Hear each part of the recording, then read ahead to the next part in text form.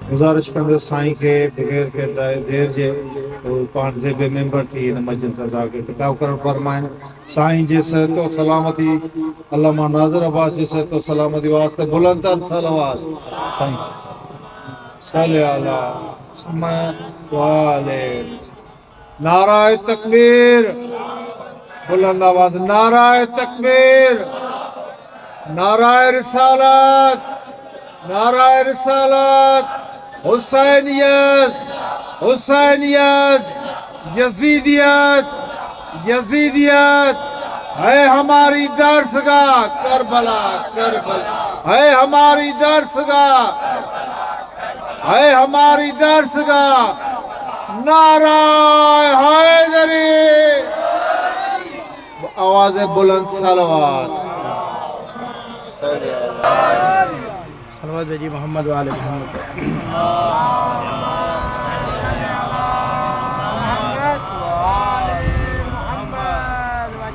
औज़ु बिल्लाहि मिनश शैतानिर रजीम, बिस्मिल्लाहिर रहमानिर रहीम। अल्हम्दुलिल्लाहि रब्बिल आलमीन वस्सलातु वस्सलामु अला अशरफिल अंबिया वल मुरसलीन सय्यिदना व नबियना अबिल क़ासिम मुहम्मद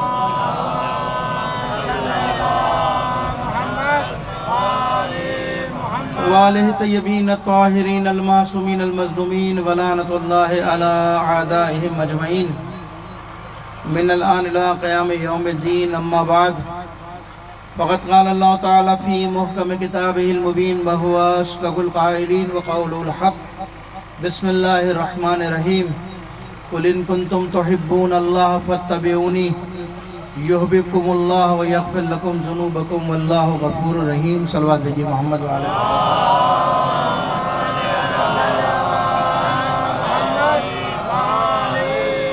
अज़ान मोहतरम, मगरिब का वक्त भी करीब है। कोशिश करेंगे इख्तिसार के साथ कुछ मतालिब आपके सामने बयान करें, और अगर आप आमादा हैं तो एक बार मिलकर सल्लल्लाहु अलैहि मोहम्मद व आले।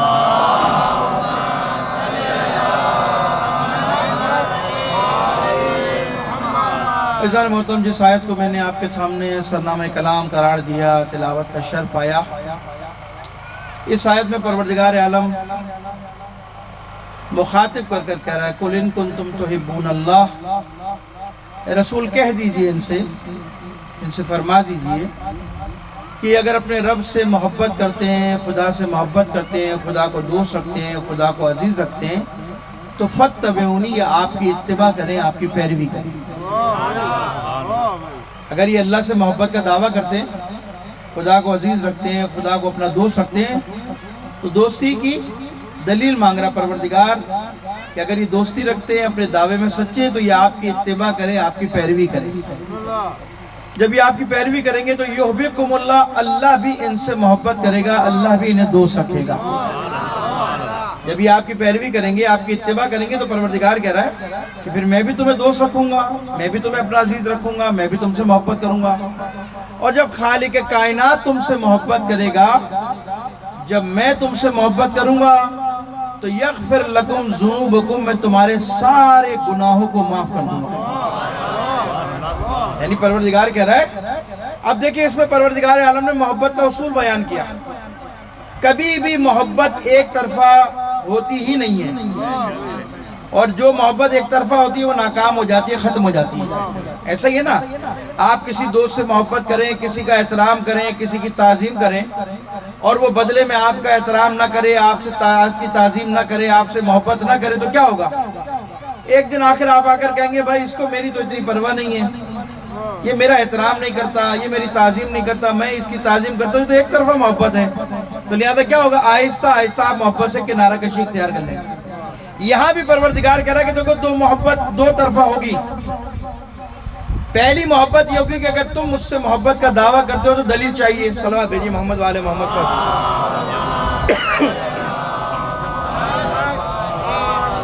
परवरदिगार इसमें कह रहा है कि तुम दावा करते हो मुझसे मोहब्बत का, तो मोहब्बत दलील मांगती है, दावा दलील मांगता है। अगर आपने दावा किया कि मैं परवरदिगार से मोहब्बत करता हूँ, तो परवरदिगार कहता है मोहब्बत की दलील क्या है? परवरदिगार कहता है मोहब्बत की दलील यह है कि मेरे हबीब की इत्तिबा करो, मेरे नबी की पैरवी करो। यानी अगर तुम मोहब्बत करते हो उसकी दलील ये है, ہر دعویٰ متقاضی ہوتا ہے دلیل کا. کوئی بھی دنیا میں ادعا کرے دعویٰ کرے تو اس کے لیے آپ کو دلیل چاہیے ہوتی ہے. تو پروردگار کہہ رہا ہے کہ جب تم مجھ سے محبت کا دعویٰ کرو گے تو اس کی دلیل کیا ہے کہ میرے حبیب کی اتباع کرو, میرے حبیب کی پیروی کرو. جب تم میرے حبیب کی اتباع کرو گے, پیروی کرو گے, تو میں بھی تم سے محبت کروں گا, اور میری محبت کی دلیل یہ ہے کہ میں تمہارے گناہوں کو معاف کر دوں گا. تو محبت دو طرفہ ہو گئی.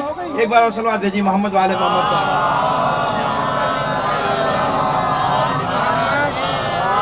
ہمارے نبی کی اتباع کرو, پیروی کرو. اس اتباع سے پیروی کی مراد کیا ہے؟ دیکھیں مقدمہ بنانے پر تفصیلات میں جائیں گے.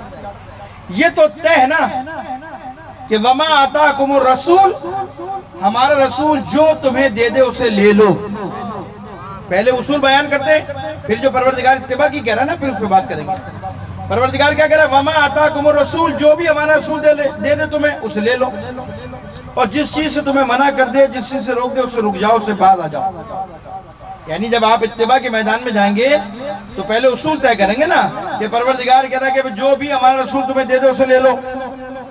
اس کی اتباع سے مراد کیا ہے؟ جو بھی دے دے اسے لے لو, اور جس چیز سے ہمارا حبیب ہمارا نبی تمہیں منع کر دے اس سے رک جاؤ. اب سوال یہ پیدا ہوتا ہے جو بھی دے دے لے لو, تو کیا نبی اپنی مرضی سے کوئی چیز دیتا ہے, اپنی مرضی سے کوئی عمل کرتا ہے, یا اپنی مرضی کی طرف کہیں بلاتا ہے نبی؟ تو پہلے یہ طے کرنا پڑے گا نا کہ بھائی نبی جو کچھ دے رہا ہے اپنی مرضی سے دے رہا ہے, اپنی خواہشات کے مطابق دے رہا ہے کہ اللہ کے مطابق دے رہا ہے. پہلے طے کرنا پڑے گا نا. تو پروردگار نے ایک اصول تو یہ قائم کر دیا کہ جو دے دے اسے لے لو. اب نبی کی عظمت یہ ہے کہ نہ نبی اپنی مرضی سے کچھ کہتا ہے, نہ نبی اپنی مرضی سے کچھ کرتا ہے. ایک بار صلوات بھیجیے محمد والے محمد. پانی دیجیے.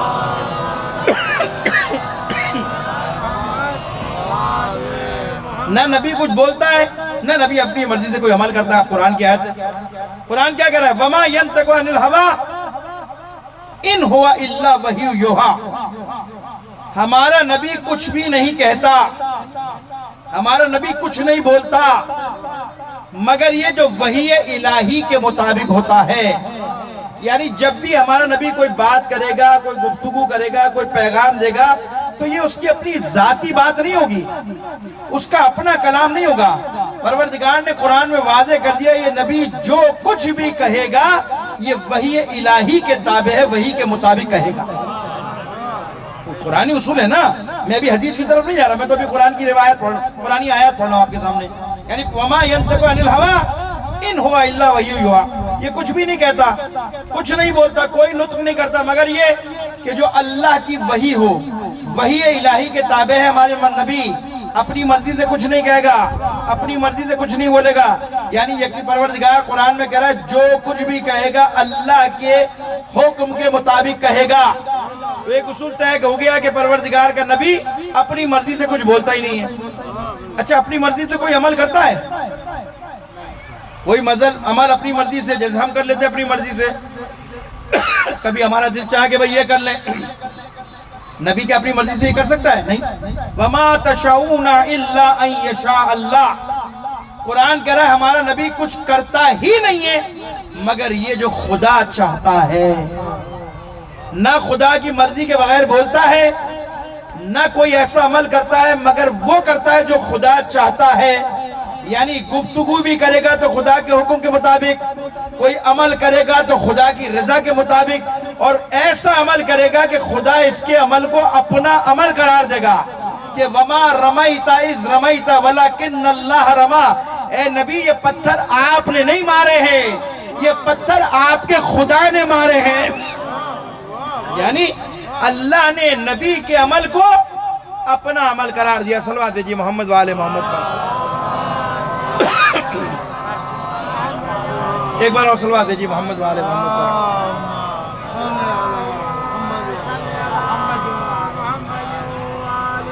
ایک بار اور مل کر صلوات بھیجیے محمد والے محمد پر.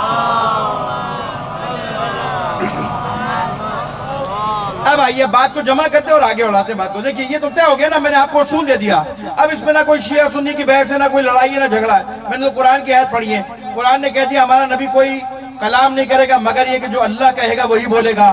یہ کوئی عمل نہیں کرے گا مگر یہ جو اللہ چاہتا ہے وہ کرے گا، اور اس کے عمل پر اللہ نے مہر لگا دی کہ یہ نہیں کرتا۔ یہ جو بھی عمل کرتا ہے سمجھ لو اس کے خدا نے کیا ہے یہ عمل، یہ پتھر تم نے نہیں مارے، اے نبی یہ پروردگار نے پتھر مارے۔ تو سمجھ میں آ گیا، یعنی پتھر کا مارنا بھی فعل نبی نہیں ہے، اللہ کہہ رہا ہے یہ میرا عمل ہے۔ تو اب میں مسلمانوں سے سوال کرتا ہوں، مجھے اتنا جواب دے دو، نبی اپنی مرضی سے کچھ کہتا نہیں ہے، نبی اپنی مرضی سے کچھ کرتا نہیں ہے، نبی کے عمل کو خدا اپنا عمل قرار دے رہا ہے، تو پھر امت سے میرا سوال ہے کہ نبی اگر اپنی بیٹی کے تعظیم میں کھڑا ہو رہا ہے، نبی اگر غدیر کے میدان میں علی کی ولایت کا اعلان کر رہا ہے، نبی اگر اپنے نواسوں کے لیے ناکہ بنائے، تو سمجھ لو یہ نبی کا عمل نہیں ہے، خدا یہ چاہتا ہے کہ اہل بیت کی تعظیم کو اس طرح سے انجام دیا جائے۔ خدا چاہتا ہے کہ اہل بیت کی عظمت کو بیان کرے نبی کے ذریعے، خدا چاہتا ہے اہل بیت کی عظمت کو بیان کرے پیغمبر کے ذریعے۔ کوئی عمل نبی اپنی مرضی سے نہیں کرتا۔ آپ سے میں سوال کرتا ہوں، اگر نبی اپنی مرضی سے عمل کرتے تو سارے مسلمانوں کو یہ کرنا چاہیے تھا نہیں چاہیے تھا؟ سارے مسلمان اپنی بیٹی کی احترام میں کھڑے ہو جاتے، کوئی بھی نہیں کھڑا ہوتا۔ حالانکہ نبی کے عمل میں ٹخنے سے پائنچے کو اوپر کرنے کو سنت سمجھتے ہو؟ نبی اگر ٹکنے سے اونچے پائنچہ کرے روایت کے مطابق آپ کی، تو آپ کہتے ہیں سنت ہے۔ نبی اپنی بیٹی کی تعظیم میں کھڑا ہو رہا ہے تو یہ سنت نہیں ہے۔ بھئی یہ سنت کیوں نہیں ہے؟ اس کا مطلب یہ ہے کہ نبی کسی ذاتی حیثیت میں نہیں اٹھ رہے، بلکہ نبی سیدہ کا تعظیم کر کر بتا رہے کہ ایک سردار جو نبیوں کا سردار ہے، وہ دوسرے سردار جو عورتوں کی سردار ہے اس کی تعظیم کے لیے اٹھ رہا ہے۔ جو یہ عمل ہے، خدا نے حکم کیا کہ عظمت کیسی بیان کی جائے، سیدہ کا ایسا احترام کیا جائے، اور روایت یہاں تک لکھا کہ یہیں تک احترام نہیں ہے کہ تعظیم میں کھڑے ہوتے تھے۔ روایت کہتی تھی کہ جب بیٹی گھر میں داخل ہوا کرتی تھی تو رسول اپنی مسند چھوڑ کر سیدہ کا استقبال کیا کرتے تھے۔ تو یہ جو کچھ بھی اہل بیت کی عظمت بیان کی گئی ہے روایات میں، جو بھی چیز بیان کی ہے، خداوند متعال نبی کو حکم دے رہا ہے اس گھرانے کی عظمت کو بیان کرنے کے لیے۔ اس گھرانے کا مقام کیا ہے، اس گھرانے کی حیثیت کیا ہے۔ اور عزیزوں، کون کون سی روایتیں میں آپ کے سامنے پڑھوں؟ یہ تو خدا کا شکر ہے، یہ آج جو پوری دنیا کے اندر آپ ذکر اہل بیت کر رہے ہیں، آپ اہل بیت کی مجالس میں شرکت کر رہے ہیں، دور دراز سے آپ یہاں پر آتے ہیں، اہل بیت کا ذکر سنتے ہیں، اپنے ایمان کو تر و تازہ کرتے ہیں، اپنے ایمان کو تقویت عطا کرتے ہیں۔ یہ آپ کا یہاں آنا یہ بھی لطف الہی ہے، لطف الہی ہے۔ اہل بیت کی محبت ایسی نہیں ہے، اس اہل بیت کی محبت کی ایک قیمت، ایک ارزش ہے۔ میں نے پیغمبر کی حدیث پڑھی، میں حیران رہ گیا۔ پیغمبر ارشاد فرماتے ہیں کہ لوگوں، جب خدا کسی سے محبت کرتا ہے تو اس پر احسان کر دیتا ہے۔ احسان کرتا ہے، کیا احسان کرتا ہے؟ مال دیتا ہے، دولت دیتا ہے، شہرت دیتا ہے؟ نہیں، جب اللہ کسی سے محبت کرتا ہے تو اس کی محبت کا معیار مال اور دولت نہیں ہے، شہرت نہیں ہے۔ اگر مال اور دولت معیار ہو تو مال تو یہودیوں کے پاس بھی بہت ہے، مال سعودیوں کے پاس بھی بہت ہے، تو کیا یہ اللہ کی محبت کا منبع ہے کیا؟ اللہ ان سے محبت کرتا نہیں۔ محبت کا ایک پروردگار کے نبی نے ایک اصول دیا، ایک میزان دیا ہے۔ کیا کہتا ہے پروردگار؟ جب کسی سے محبت کرتا ہے تو کیا کرتا ہے؟ محبت کرتا ہے تو اللہ اس پر احسان کرتا ہے۔ احسان کیا کرتا ہے؟ نبی نے فرمایا وہ اللہ احسان یہ کرتا ہے کہ میرے بھائی کی علی ابن ابی طالب کی محبت ان کے دلوں میں ڈال دیتا ہے۔ یعنی احسان کیا کرتا ہے خدا؟ کہ میرے بھائی کی محبت لوگوں کے دلوں میں ڈال دیتا ہے، اہل بیت کی محبت دلوں میں ڈال دیتا ہے۔ تو آپ مجھے بتائیے کہ اللہ کا احسان ہے یا نہیں یہاں پر؟ یہ خدا کا لطف ہے یا نہیں آپ کے اوپر کہ آپ دنیا کے سارے کام چھوڑ کر ان حالات میں، جب معاش مشکل میں ہے، جب معاشی صورتحال معاشرے کی خراب ہے، لوگ پریشان ہیں، اپنے کام کاج چھوڑ کر اس دروازے پر آ کر بیٹھتے ہیں۔ اس دروازے پر بیٹھنا اس بات کی دلیل ہے کہ خدا تم سے راضی ہے۔ محمد و آل محمد بلند تر صلوات۔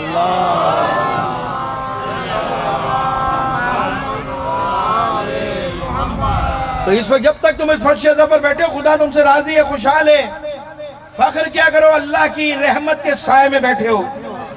اور یہ مال وال دولت دنیا کی جو بھی ہے نا، یہ کوئی اتنی بڑی چیز نہیں ہے. مال و دولت کے لیے اہل بیت کے ماننے والے کبھی پریشان نہیں ہوئے، کبھی پریشان نہیں ہوئے، بلکہ اہل بیت کے ماننے والوں نے کبھی اہل بیت سے دنیا مانگی ہی نہیں ہے. اور کیسے مانگ سکتا ہے جس کا مولا، جس کا آقا، جس کا سید و سردار علی ابن ابی طالب جو دنیا کو 3 بار طلاق دے دے، جو دنیا کو کہے دنیا مجھ سے دور ہو جا، تو کیا اس کا ماننے والا دنیا کے پیچھے بھاگتا ہے یا اپنے مولا کے پیچھے بھاگتا ہے؟ اس لیے جب ہم یہاں پر آتے اپنی دنیا کو باہر رکھ کر حسین کے دروازے پر آ کر بیٹھ جاتے ہیں.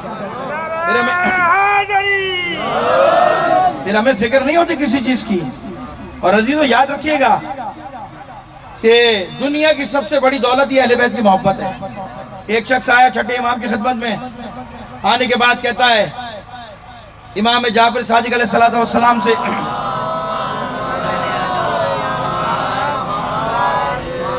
کہتا ہے مولا میں بہت غریب ہوں. اپنی غربت کا رونا روتا ہے. مولا کھانے کو کچھ نہیں ہے، بڑا غریب ہو، کئی دن سے گھر میں فاقے ہو رہے. چھٹے امام نے اپنے ماننے والے کو دیکھا، اس کے چہرے کو، اور دیکھ کر کہتے تو غریب ہے؟ ہاں مولا میں غریب ہوں. کہا نہیں، تو سب سے زیادہ امیر ہے. امام نے کہا تو سب سے زیادہ امیر ہے. پھر وہ کہتا نہیں مولا میرے گھر میں جا کر دیکھیں، میرے تو بچے 3 دن سے بھوکے ہیں، کھانے کو بھی کچھ نہیں ہے، میری حالت بہت خراب ہے، میں بہت غریب ہوں. امام نے کہا کس نے کہا تو غریب ہے؟ تو سب سے زیادہ امیر ہے. دوبارہ امام نے اس کو یہی کہا. وہ بیچارہ مولا کی بات سمجھ نہیں سکا. پھر کہتا اچھا مولا میرے گھر تشریف لے چلیے. پھر جب میرے گھر کا حالات دیکھیں گے آپ کو اندازہ ہوگا کہ میں کتنا غریب آدمی ہوں. پھر امام نے یہی کہا کہ تو غلط کہتا ہے، تو سب سے زیادہ امیر ہے. پھر وہ پلٹ کر کہتا ہے مولا بتائیے میں کیسے امیر ہوں؟ آپ جو کہہ رہے میں امیر ہوں، مجھے بتائیے میں کیسے امیر ہوں؟ تو مولا چھٹے امام نے ایک جملہ کہا اچھا یہ بتا میرے ماننے والے، میرے چاہنے والے، میرے محب، اگر پوری دنیا کی دولت تیرے قدموں میں رکھ دی جائے، ساری دنیا تجھے دے دی جائے، اور اس ساری دنیا کے بدلے صرف تجھ سے ایک بات کہی جائے کہ تو ہماری محبت سے، ہماری ولایت سے ہاتھ اٹھا لے، تو کیا تو اس دنیا کے سبب ہمیں چھوڑ دے گا؟ فوراً کہتا ہے فرزند رسول پوری دنیا کو ٹھوکر مار سکتا ہوں، آپ کی محبت اور ولایت کو نہیں چھوڑ سکتا. تو امام پلٹ کر کہتے پھر تو غریب کیسے ہوا؟ ساری دنیا کی دولت ایک طرف ہے، ہماری محبت اور ولایت ایک طرف ہے. عزیزو یہ ہے دنیا اہل بیت کے آگے کچھ بھی نہیں ہے. اسی لیے پوری تاریخ اٹھا کر دیکھو، مجھے کوئی بتائے کھڑا ہو کر کہ سلمان نے کبھی کہا ہو کہ مولا دنیا دے دو، ابو ذر نے کہا ہو کہ مجھے دنیا دے دو، مقداد نے کہا مولا دنیا کی مشکل حل کر دو، میری کوئی نہیں ملے گا. بلکہ ابو ذر کا تو واقعہ بھی مشہور ہے. ایک دن بہت پریشان تھے، مولا کے پاس آ کر بیٹھ گئے، پریشان تھے. علی نے کہا پریشان لگتا ہے؟ کہا کیا پریشانی ہے؟ کہا مولا بتاتے ہوئے شرم آتی ہے. مولا کھڑا ہے کائنات کا، کہا بتاتے ہوئے شرم آتی ہے. کہا ابو ذر کیا علی سے بھی چھپائے گا؟ اپنے مولا سے بھی چھپائے گا، شرمائے گا؟ کیا مسئلہ ہے بتا مجھے. کہا یا علی 3 دن ہو گئے گھر میں کھانے کو کچھ نہیں ہے. یہ ہے علی کے ساتھ رہتے ہیں اور علی سے بتاتے ہوئے شرما رہے ہیں کہ 3 دن ہو گئے کھانے کو کچھ بھی نہیں ہے. علی نے کہا تو نے مجھے کیوں نہیں بتایا؟ کہا شرم آتی ہے مولا. اچھا وہ پتھر پڑا لیا اٹھا کر، دوڑ کر گیا، اتنا موٹا پتھر اٹھایا علی کو دے دیا. جب اس کے ہاتھ میں تھا پتھر تھا، علی کے ہاتھ میں آیا سونا بن گیا. جیسے علی کے ہاتھ میں آیا سونا بن گیا. جیسے سونا بنا علی نے ابو ذر کو دے دیا، جا اپنی ضرورت پوری کر لے، اپنے بچوں کی ضرورت پوری کر لے. اب کیا کیا ابو ذر نے؟ ابو ذر وہیں علی کے پاس بیٹھ گیا اور اس پتھر کو توڑنا شروع کر دیا. اور تھوڑے چھوٹی چھوٹی ڈلیاں جب اس کی بن گئے، ان سارے پتھر میں سے، اتنے بڑے پتھر میں سے اتنی سی ڈلی لی اور جانے لگا. باقی سارا سونا چھوڑ دیا، وہیں چھوڑ دیا، اتنی سی ڈلی لے کے جانے لگا. علی نے ابو ذر کو دیکھ کر کہا یہ کیا کیا تو نے؟ یہ تو میں نے تجھے دیا تھا، تو نے سارا چھوڑ دیا، اتنا سے لے گیا. اب ابو ذر کا جواب سنیے گا اور علی کا جواب سنیے گا کہ یہ تو نے کیا کیا؟ کہ مولا جتنی ضرورت تھی اتنا لے لیا. علی کو کہا جتنی ضرورت تھی اتنا لے لیا. اب علی نے سوال کیا ابو ذر پھر کل کیا کرے گا؟ جب کل ضرورت پڑے گی تو کل کیا کرے گا؟ تو ابو ذر نے علی کو پلٹ کر جواب دیا یا علی کل کی فکر وہ کرے کہ جس کے پاس علی جیسا امام نہ ہو.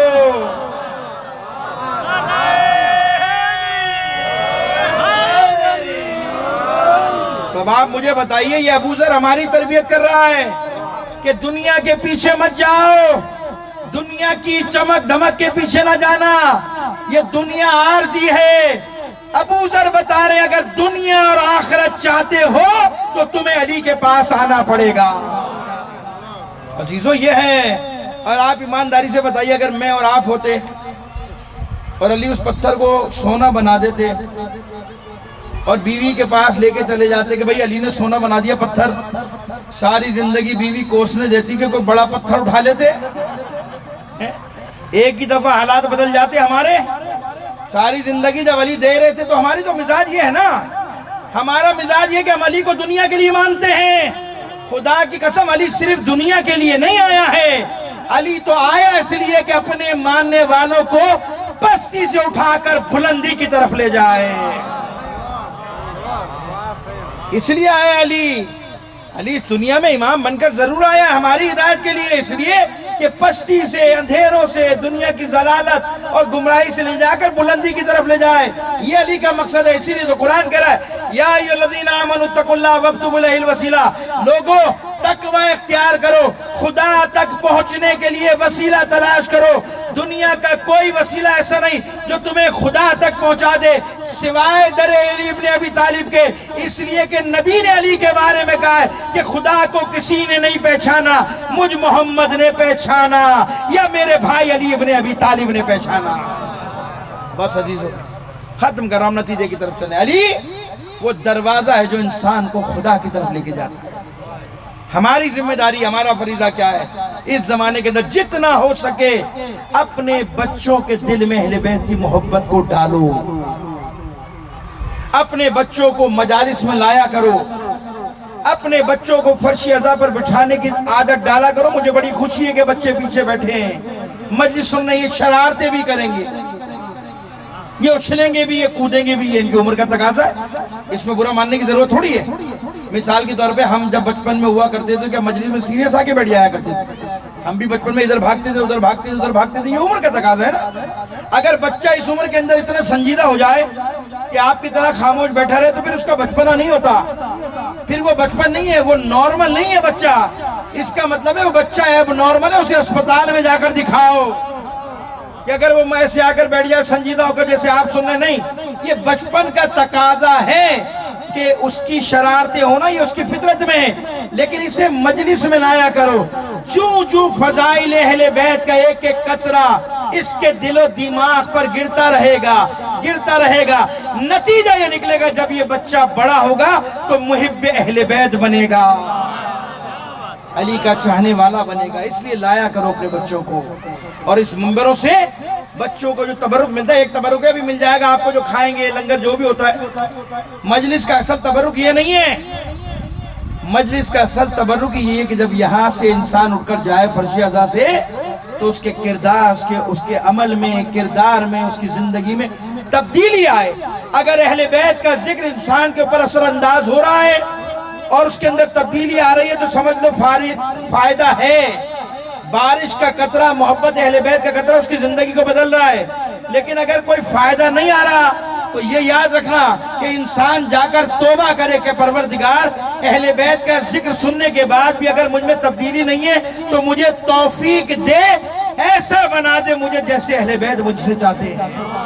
بس ختم کر دیا میں نے اپنی بات. یہ بہت فرش عزا کی بڑی قیمت ہے, اس کی بڑی حیثیت ہے, اور اہل بیت کے ماننے والوں کی بہت بڑا مقام ہے. اہل بیت کے ماننے والے کبھی کسی حالات سے گھبراتے نہیں ہیں.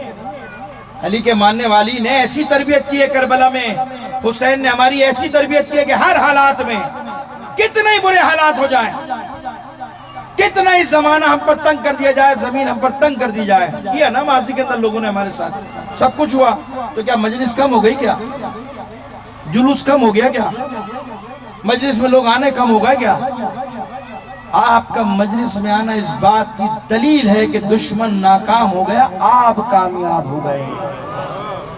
دشمن نے تو پیسہ پکڑا تھا، ڈالر ریال پکڑے تھے، کس لیے؟ ان کی مجلسوں کو محدود کر دو، ان کی عزاداری کو محدود کر دو، لوگوں مجلس میں جلوس میں آنا کم ہو جائے، اسی لیے پیسے پکڑے تھے نا، ڈالر خرچ ہوئے، پیسہ خرچ ہوا کہ لوگ عزاداری میں کم آئے۔ دشمن نے پیسہ پکڑا تھا، ہم پیسہ لیں گے، انہیں ماریں گے تاکہ مجلس میں لوگ کم ہو جائیں۔ انہوں نے اپنے آقاؤں سے وعدہ کیا تھا کہ ہمیں پیسہ دو، مجلس میں جلوس میں لوگ کم کریں گے، لیکن ہم نے تو مادر حسین سے وعدہ کیا تھا کہ ساری سختیاں برداشت کریں گے، سب کچھ چھوڑ سکتے ہیں، اہل بیت کے دروازے کو نہیں چھوڑ سکتے۔ اور آخری بات، ختم کر دیا میں نے اپنی بات کو، کیونکہ حالات بھی آپ کے سامنے بیان کرنا ضروری ہوتے ہیں۔ اس وقت پورے پاکستان کا سب سے بڑا مسئلہ، دو مسئلوں کی طرف، اس کے بعد بڑھتے مسائل۔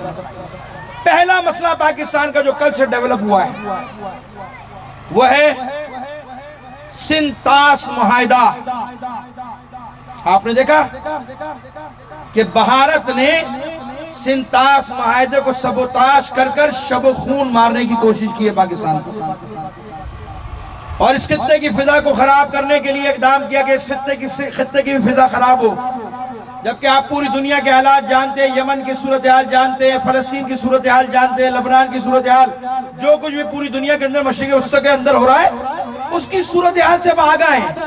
آپ جانتے ہیں پہلے ہی عالمی جنگ جو ہے وہ اس کے بادل منڈرا رہے ہیں پوری دنیا کے اندر۔ ایسے حالات میں سنتاس معاہدے پر بھارت کا یہ اقدام کرنا قابل مذمت ہے۔ وہ چاہتا ہی ہے کہ اس خطے کا ماحول خراب ہو جائے، وہ چاہتا ہے کہ اس خطے کے اندر کشیدگی بڑھ جائے۔ اقوام متحدہ کو چاہیے، عالمی ادارے جو امن کے ادارے، ان کی ذمہ داری ہے کہ وہ بھارت کو لگام دے، انڈیا کو لگام دے، وہ پاکستان کو کمزور نہ سمجھے۔ اگر وہ سمجھتا ہے کہ پاکستان میں آپس میں کچھ چھوٹے موٹے اختلافات ہیں، اس کا فائدہ اٹھا کر ہم پر جنگ کو مسلط کرے گا، ہم پر کوئی ایسا کام کرے گا، تو انڈیا واضح سن لے، ہم پاکستان کی قوم اپنے ملک کے چپے چپے کا دفاع کرنے کی طاقت رکھتے ہیں۔ تو لہذا غلط فہمی میں نہ رہے، ہم ایک طاقتور قوم ہے، ایٹمی ملک ہیں، ہمیں کسی ملک سے موازنہ نہ کرنا، مقایسہ نہ کرنا ہمارا، ہم طاقت رکھتے ہیں، اور اتنی طاقت رکھتے ہیں اگر کوئی پتھر ہماری طرف آیا تو ہم اس پتھر کا جواب اینٹ سے دینا جانتے ہیں۔ یہ ہماری سرزمین ہے، تو لہذا پیغام دے رہا ہوں بھارت کو، اپنی اس حرکت سے باز آئے۔ اور دوسرا مسئلہ جو اس وقت ہمارا بنیادی مسئلہ ہے، سندھ کا مسئلہ ہے، وہ اس وقت پانی کا مسئلہ، کینال کا مسئلہ۔ میں وفاقی حکومت کو متوجہ کر رہا ہوں، متنبہ بھی کر رہا ہوں، پہلے ہمارے سندھ کی صورتحال خشکسالی کے حوالے سے بہت متاثر ہے، بہت خراب ہے، ہماری فصلیں متاثر ہیں، ہمارے علاقے بنجر ہیں، لوگوں کے پاس پینے کے پانی کی سہولت نہیں ہے، اور تم ہماری زمین پر شب و خون مارنا چاہتے ہو۔ یہ سندھ کی سرزمین ہماری ماں کی حیثیت رکھتی ہے، یہ ہمیں پانی پلاتی ہے، یہ ہمیں فصلیں دیتی ہے، یہ ہمیں کھلاتی ہے پلاتی ہے۔ کسی کو یہ اجازت نہیں دیں گے کہ ہماری سندھ کی سرزمین پر شب و خون مارے۔ اگر ہمیں حق نہیں دیا گیا تو اللہ نے ہمیں اتنی صلاحیت دی ہے کہ ہم اپنا حق چھیننا بھی جانتے ہیں۔ ویسے ہی پورے پاکستان کی صورتحال متاثر ہے، اس میں سندھ کو چھیڑنا، کینال کے مسئلے کو، کبھی تھر پار کر کے لیے تم نے کوئی پروگرام نہیں بنایا کہ مٹی کے اندر سینکڑوں بچے، ہزاروں بچے مر جاتے ہیں اسی پانی کی وجہ سے، نہ ہونے کی وجہ سے۔ کتنے سندھ کے علاقے میں کشمور، کنکوٹ سے لے کر ننگل پار تک جاتا ہوں، سفر کرتا ہوں، کتنے علاقے سے جہاں پانی نہیں ہے۔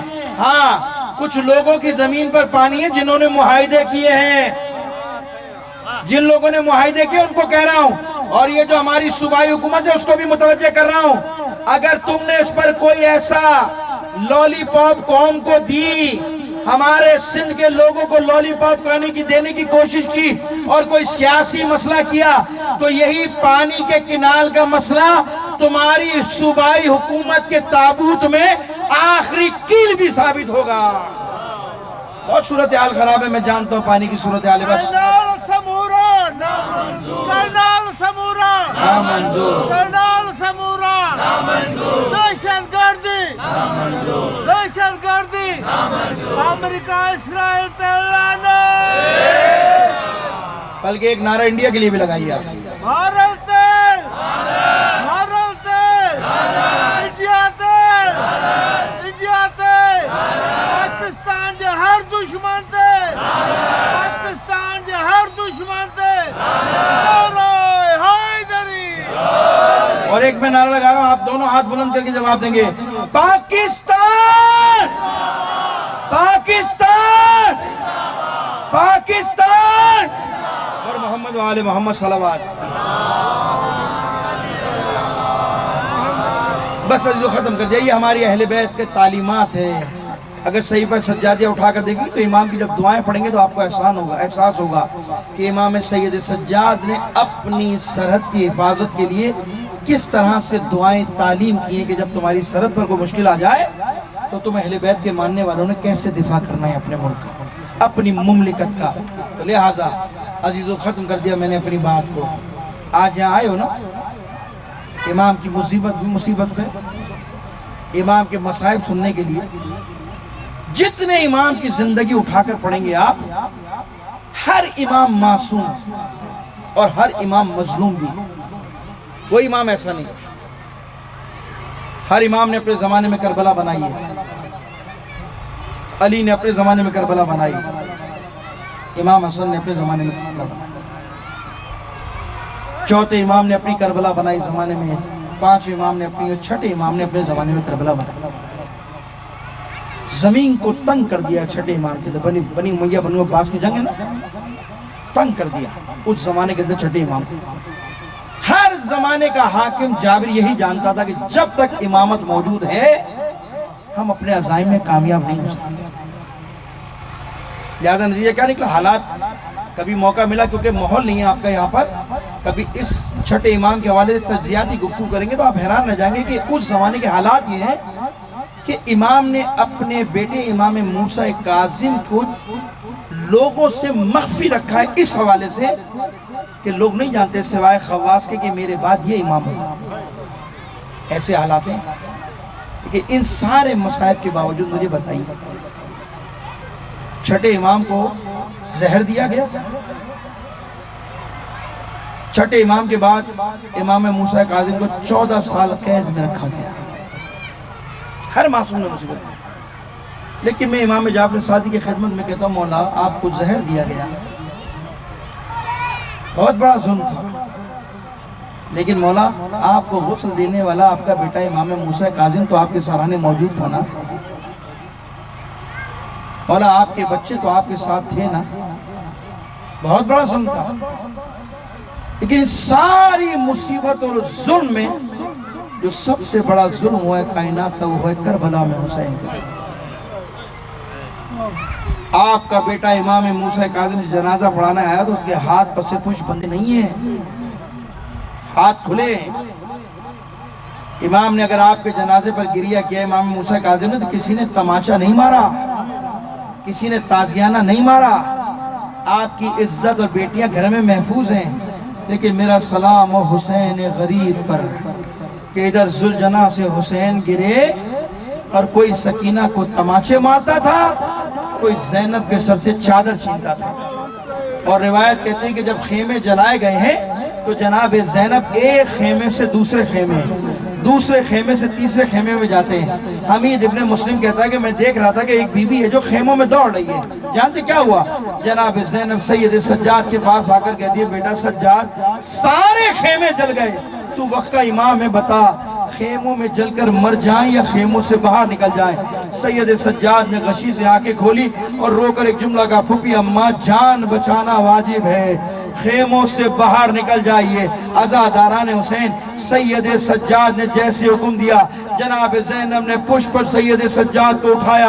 حمید ابن مسلم کہتا ہے کہ میں نے دیکھا کہ ایک بی بی ہے جو امام کو گود میں اٹھا کر خیمے سے باہر نکلی ہے۔ عزادارو ایک واقعہ یہ ہے حسین کے بعد، اور دوسرا واقعہ یہ ہے کہ جب چھوٹی بچی اپنے बाबा को आवाजें दे रही है, सकीना बाबा कहाँ हो, बाबा कहाँ हो। तो कोई सकीना को तमाचे मारता था, कोई कानों से गोशवारे छीनता था। अज़ादारों, जब शाम गरीबा में जनाब ज़ैनब ने पूछा है ना, बेटा लाश को दो तरह से पहचाना जाता है, एक लिबास के जरिए, एक जिस्म के जरिए, लेकिन तेरा बाबा हुसैन इतना गरीब है, न लिबास मौजूद है न तन पर सर मौजूद है, तो तूने अपने बाबा को कैसे पहचाना। सकीना रोकर कहती है, भूपी अम्मा, जब मेरा दामन जल चुका था और मैं आवाजें दे रही थी, बाबा मुझे बचा लो, बाबा मुझे बचा लो। फूफी अम्मा इस लाशे से आवाज आई थी, इलैया इलैया या बुनैया, ए मेरी बेटी सकीना इधर आ, तेरा बाबा यहाँ है। 11 मुहर्रम हो गई, ये काफला सवार होकर जब करबला से निकलना शुरू हुआ, अज़ादारों रिवायत कहती है कि जनाब ज़ैनब ने हुसैन की कब्र पर अपने आप को गिरा दिया, लाशे पर गिरा दिया और देखा सैयद सज्जाद के चेहरे का रंग मुतगय्यर है। आवाज देकर कहती है, बेटा सज्जाद, अरे तेरा ये क्या हाल है, खुदा मेरे बेटे तुझ पर रहम करे, मुझे डर है कहीं रूह परवाज न कर जाए। सैयद सज्जाद रोकर कहते हैं, फूफी अम्मा, अरे जरा इंसाफ से बताओ कि जिसका जवान बेटा जिंदा हो, उसके बाप का लाशा बेगोरो कफन पड़ा हो और कोई उसे कफन देने वाला ना हो, उसे घोड़ों की टापों से पामाल किया गया। अला लानतुल्लाहि अलल कौमिज़ ज़ालिमीन व सयअलमुल लज़ीना ज़लमू अय्य मुनक़लिबिन। परवरदिगार तो ये वास्ता मोहम्मद वाले मोहम्मद का, इन रोने वालों पे अपनी रहमत बरकत नाज़िल फरमा। परवरदिगार इन पर अपनी खास इनायत फरमा। ये बेचारे मजदूर जहाँ से भी आए, मोमिनीन जहाँ से भी आए, बाज़ मुझे बताया कि खेती बाड़ी करते हैं, बाज़ मजदूरी करते हैं। परवरदिगारा तुझे वास्ता मोहम्मद वाले मोहम्मद का, इनके हाथ दुआ के लिए बुलंद है। परवरदिगारा इनकी दुआओं को अपनी बारगाह में कबूल और मकबूल फरमा। परवरदिगारा इन सब को करबला मौला की ज़ियारत नसीब फरमा, इनकी रोज़ी में बरकत अता फरमा, इनके माल और मवेशी में बरकत अता फरमा, इनकी जो गाँव की देहात की मुश्किलात हैं उनको आसान फरमा। मजलिस अदा करने वालों को परवरदिगारा इसका सवाब पहुँचा, इस इनकी तौफीकात खैर में इजाफा फरमा। परवरदिगारा पाकिस्तान को दाखिली और खारजी दुश्मनों से महफूज फरमा, पाकिस्तान की हिफाजत फरमा। दुश्मन जो पाकिस्तान पर निगाहें उठा लगाए बैठे, परवरदिगारा उनको नाकाम और नामुराद फरमा। पाकिस्तान को इस्तेहकाम अता फरमा, जो कमजोरियां हमारे मुल्क में उनको दूर फरमा। परवरदिगारा हमारे मुल्क को अमन का गहवारा बना। परवरदिगारा पारा चुनार के मोमिनीन की हिफाजत फरमा। फलस्तीन, लबनान, यमन में जो मुकावमत जारी है उन कामयाबी अता फरमा। दुश्मनान इस्लाम को नेस्त नाबूद फरमा। परवरदिगारा तेरी बारगाह में दुआ करते हैं, पाकिस्तान सिंध के अंदर जो किनाल का मसला चल रहा है, परवरदिगारा वफाकी हुकूमत को अक्ल और शऊर अता फरमा, इनकी साजिशों को नाकाम फरमा, इनकी साजिशों से सिंध को महफूज फरमा। हमारे बच्चों को खुशहाली अता फरमा, सिंध को खुशहाली अता फरमा। इमाम ज़माना के ज़हूर में ताजील फरमा, हम सबको उनके आवान उनसाफ में शामिल फरमा। इन्नल्लाह मलाइकतहु युसल्लूना अलन नबी या अय्युहल्लज़ीना आमनू सल्लु अलैहि व सल्लिमू तस्लीमा।